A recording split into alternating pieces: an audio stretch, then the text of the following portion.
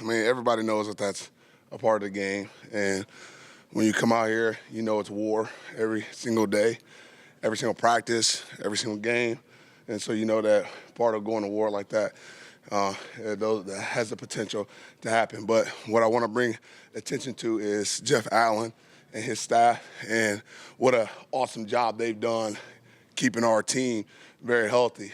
I mean, that's part of the developmental process that we talk to recruits about all the time, is just the fact that our players are available when it's time for them to be available. And I just want to say kudos to Jeff Allen and his staff for making our guys available. What stands out about LSU in their defense? You know, LSU always has a tough and stingy defense. I think the thing that stands out the most is those guys up front. They got a couple guys that are going to really try to get after the quarterback and cause as much havoc. They do some really cool and exotic things in their blitz packages and so on and so forth. So we just got to do a great job of making sure that we're prepared for that. In the secondary, I think those guys do an awesome job of tracking the ball and finding opportunities to get takeaways because of how they track the ball. So they're really good ball hawks there. And then you got one safety, at least one safety, number 2. I mean, this guy comes downhill and he lays the wood. So there's a bunch of things on that defense that stands out. So obviously we got our work cut out for us in terms of just being able to go out there and execute at a high level. I just want to be clear about it. It's never about them. It's about us.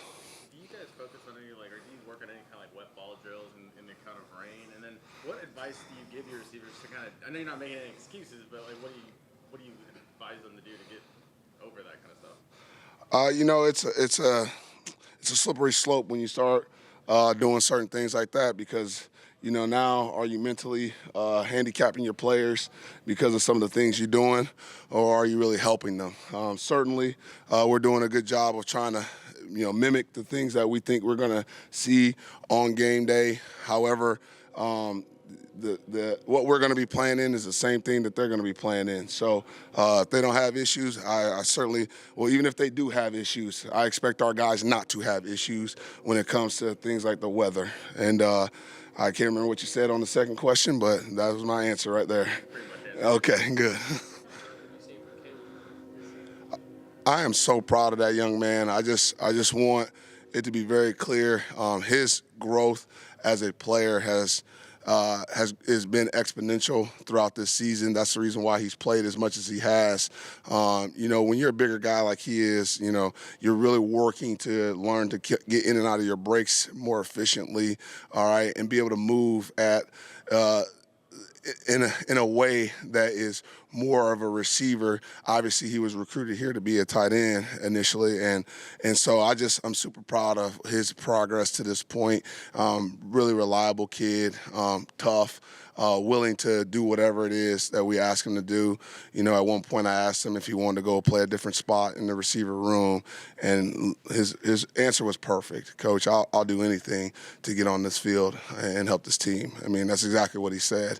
And so I just want to give a lot of praise to him. I respect that young man because of who he is and how he comes in every day and approaches everything. I just respect him for what he's brought to this football team. Some of the different injuries you've had at receiver at different points throughout the season, what kind of lessons have been to the younger guys about getting ready for their opportunity?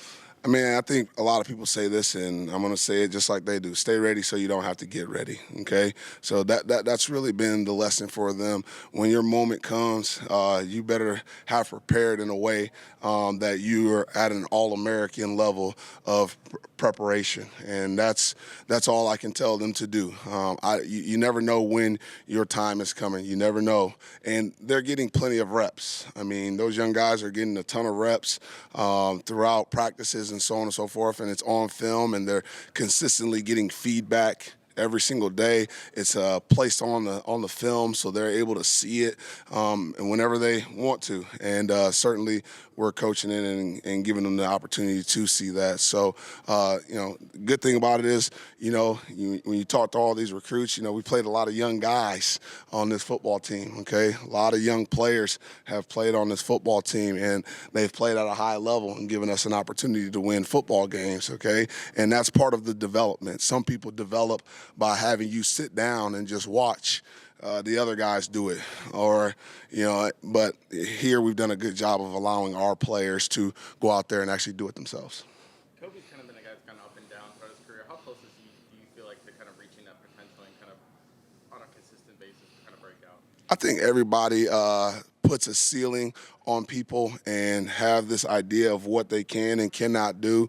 And you're talking about goals. And I know across all platforms, no matter what your job is, we talk a lot about setting these goals, but a lot of times goals can sometimes set a ceiling on people. And right now, I don't know that there's a ceiling for where Kobe Prentice could be.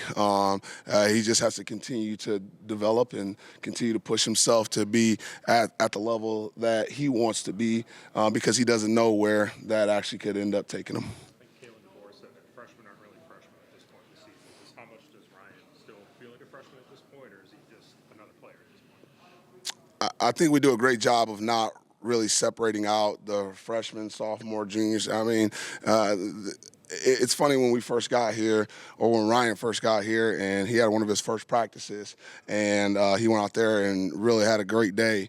And the veterans here, as soon as I walked out on the field, they said, "Hey, get the ball to number 2. Hey, this guy."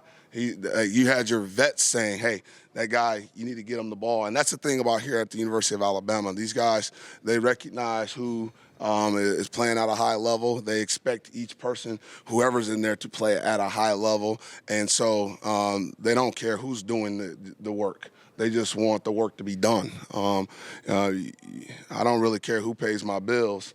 I just want my bills paid, okay? All right, so that's what our guys want. Hey, they want the ball caught on Saturday. They don't care who catches it. Last 2 questions. How's game prep changed this late in the season when, there's so much film out there of opponents, but also y'all? Not a whole lot. Every opponent that you're going against, you're going to reach back into their history and find out the things that they've experienced prior to them being at a place or years before. So we're always going to do that. I think with the invention of PFF, you have a lot at your disposal to be able to really do a good job of finding the information that you really need to make sure that you're prepared on game day. So, no, it hasn't changed much at all.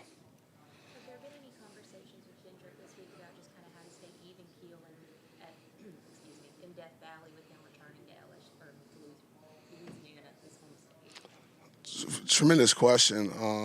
I think that Kendrick Law, because of things that happened earlier in the season, I think he's been in that mind frame for a number of weeks now, just making sure he maintains that even keel disposition throughout practice and walkthroughs, and especially in games. So, I made a comment to him earlier this week about, hey, there's going to be a bunch of your friends and people that you know in the stands. And, he was very clear, Coach. He said, I really don't know how many of those people will be in the stands.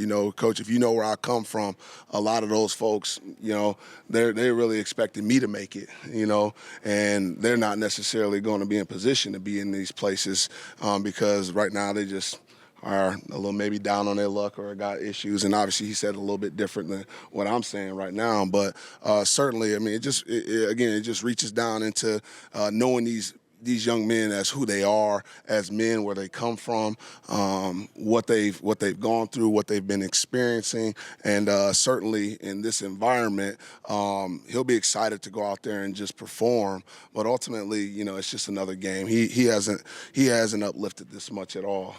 Just more or less saying, hey, let's go win the freaking game. Thanks, Coach. Thank you.